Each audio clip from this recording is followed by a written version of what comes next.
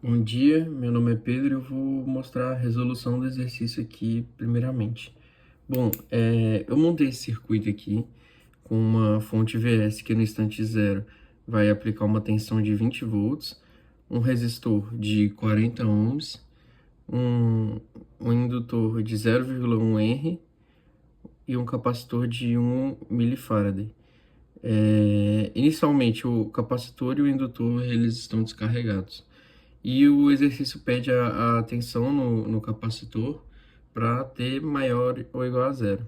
Bom, para iniciar uma questão de RLC, que possui esses três elementos, a gente deve primeiro calcular o fator de amortecimento e a frequência de ressonância, para ver se vai ser um sistema que é subamortecido, sobreamortecido, criticamente amortecido.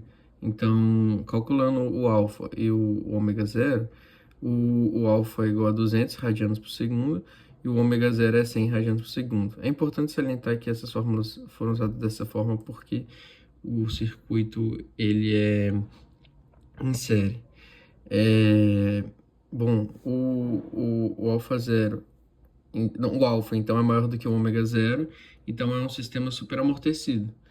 Ou seja, ele é mais suave, ele não fica oscilando em torno do zero, né? Bom, então aplicamos a fórmula, né, padrão para resolver os tipos de exercício de RLC. Substituímos o alfa e o ômega zero na fórmula. Encontramos que a solução é de menos 26,8 radianos por segundo e a solução 2 é menos 373,2 radianos por segundo. Após isso, a gente aplica na fórmula final, né? Que a tensão no capacitor é igual à tensão final, mais a tensão transitória, né? Que seria essa aqui, dada por elevado a S1T, mais A2 é elevado a S2T. Essa fórmula aqui é dessa forma porque a gente está trabalhando com um sistema superamortecido, né? Então, o V final é a tensão quando o T vai para infinito. E quando o T vai para infinito, o capacitor ele se comporta de forma a ser um circuito aberto, né?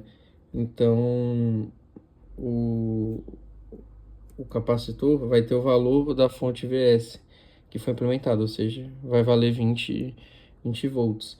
E faltaria então para descobrir a forma de onda os valores de A1 e A2. Bom, então ficou assim, 20 mais A1 é elevado a menos 26,8T, mais A2 é elevado a menos 373,2T.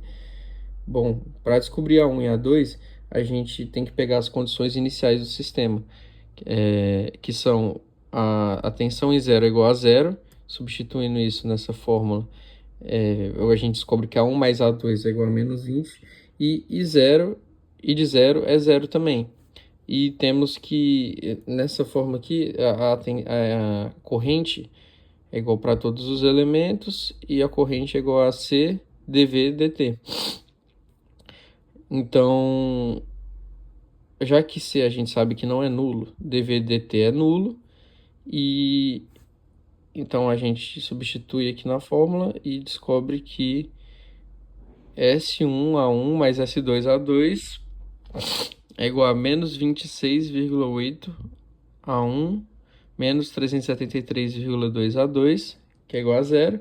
Então, A1 é igual a menos 373,2 dividido por 26,8. A gente descobre que A1 é igual a menos 13,9 A2. Bom, substituindo naquela primeira expressão que a gente encontrou, que A1 mais A2 é igual a menos 20, a gente descobre que A2 é igual a mais ou menos 1,55, e A1 é menos 20 menos 1,55, que é menos 21,55. Juntando todas as informações que temos, nós descobrimos que a tensão no capacitor é de 20 menos 21,55 é elevado a menos 26,8T, mais 1,55 é elevado a menos 373,2T. Bom, essa foi a resolução do exercício que eu propus, e agora eu vou falar sobre uma aplicação prática desses sistemas RLC que também foi pedido no trabalho, E essa aplicação é o funcionamento de um desfibrilador, né? Bom, isso aqui é uma tensão que vai carregar o capacitor. Aqui tem uma chave, ó, que pode variar tanto para carga do capacitor quanto para descarga dele, que seria o momento em que ele seria acionado no corpo humano, certo? Bom, é importante perceber que se não tivéssemos isso aqui, o capacitor descarregaria muito rápido, se não fosse o indutor aqui, por exemplo. Então, essa descarga rápida poderia causar um pico de corrente no corpo humano, no coração, que poderia queimar, né, o tecido cardíaco e matar o paciente. Então, é importante que haja esse indutor aqui para se opor à variação brusca de corrente, certo? Bom, eu vou começar aqui, ó, pronto, o carregador, o capacitor se carregou, aqui representa a corrente, né?